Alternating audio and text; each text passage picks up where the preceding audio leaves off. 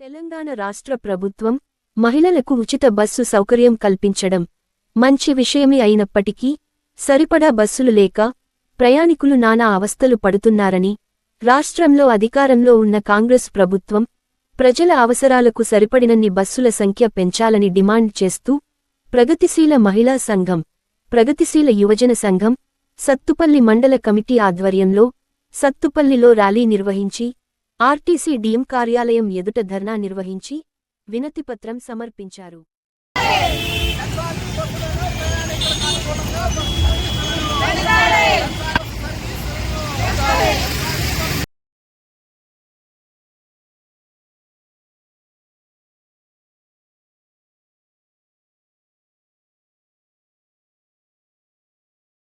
ప్రగతిశీల మహిళా సంఘం,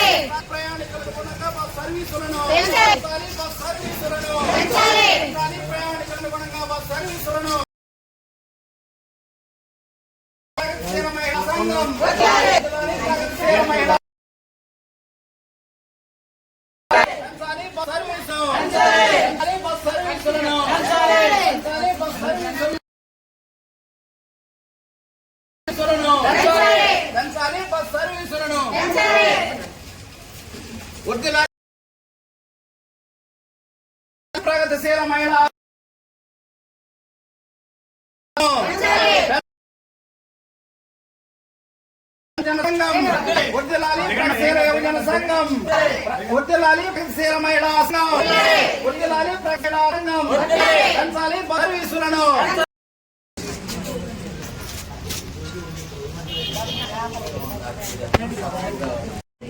మా పై అధికారులు పంపిస్తాము,